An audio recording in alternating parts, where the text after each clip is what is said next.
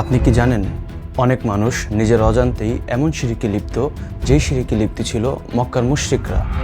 অনেকেই মনে করে আমরা তো আল্লাহকে বিশ্বাস করি তাই আমরাই মুসলিম, আর যারা আল্লাহকে বিশ্বাস করে না তারাই শুধু কাফের।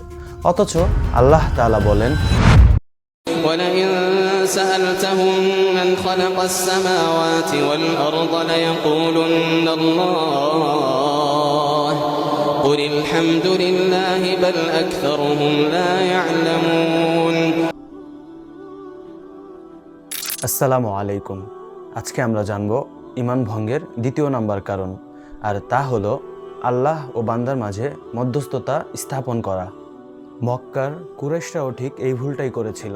তারা বলতো, মা না'বুদুহুম ইল্লা ইউকাররিবুনা ইলাল্লাহি যুলফা।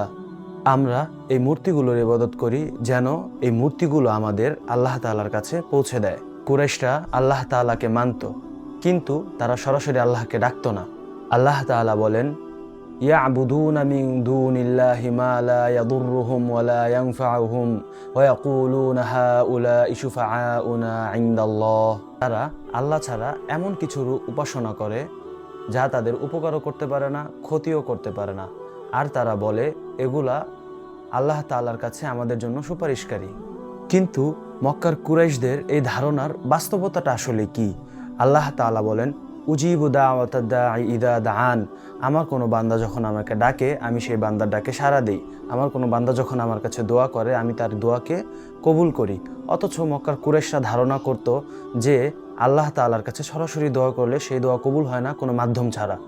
তাহলে এখন প্রশ্ন হলো, যারা এই আল্লাহ এবং বান্দার মাঝখানে মধ্যস্থতা স্থাপনকারী শিরকের মধ্যে লিপ্ত, তারা কেন মনে করে যে আল্লাহর কাছে যেতে হলে আল্লাহর এবং আমার মাঝখানে কোনো মধ্যস্থতা প্রয়োজন? আমরা অনেকেই মাজারের কাছে গিয়ে দোয়া করি। এমনকি অনেক মানুষ এমন আছে যারা রাসূলুল্লাহ সাল্লাল্লাহু আলাইহি ওয়াসাল্লামের মসজিদে নববীতে গিয়ে তার রওজার সামনে দাঁড়িয়ে বলে, হে আল্লাহর রাসূল, আপনি আমার জন্য সুপারিশ করুন। সুপারিশ কে করবে কে করবে না এই পারমিশন দেওয়ার মালিক একমাত্র আল্লাহ তাআলা। আল্লাহ তাআলা বলেন, মান যাল্লাযী ইয়াশফাউ ইনদাহু ইল্লা বিইযনি। কে আছে এমন যে আল্লাহ তাআলার অনুমতি ব্যতীত তার কাছে সুপারিশ করবে? হ্যাঁ, আল্লাহ রাসূল সাল্লাল্লাহু আলাইহি ওয়াসাল্লাম হাশরের ময়দানে আমাদের জন্য সুপারিশ করবেন, কিন্তু তাও হবে আল্লাহ তাআলার অনুমতি সাপেক্ষে।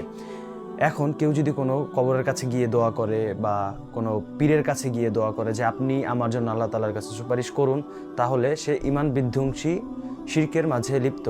কেননা আল্লাহ তাআলা বলেন, তাদউ মিন দুনিল্লাহি মা লা ইয়ানফাউকা ওয়া লা ইয়াদুররুকা ফাইন ফাআলতা ফাইন্নাকা ইযাম মিনাজ যালিমিন। তুমি আল্লাহ ছাড়া এমন কারো কাছে গিয়ে দোয়া করো না, কিছু চেয়েও না যে তোমার কোনো ক্ষতিও করতে পারে না, তোমার কোনো উপকারও করতে পারে না। আর যদি তুমি এমনটা করো তাহলে তুমি জালেমদের অন্তর্ভুক্ত হবে। এখন আমরা আমাদের নিজেদের দিকে তাকাই, আমরা দেখি আমরা কারা কারা এই ধরনের শিরকে লিপ্ত, কারা কারা আল্লাহ ছাড়া অন্য কারো কাছে দোয়া করি বা অন্য কারো কাছে সুপারিশের আশা রাখি। আমাদের কারো মধ্যে যদি এই ধরনের প্রবণতা থাকে তাহলে আমরা আল্লাহ তাআলার কাছে তওবা করব, আল্লাহ তাআলার কাছে শিরক মুক্ত ঈমান এবং বিদআত মুক্ত আমলের তৌফিক চাবো। আল্লাহ তাআলা আমাদের ক্ষমা করুন, আমাদের উপর রহম করুন। আমিন।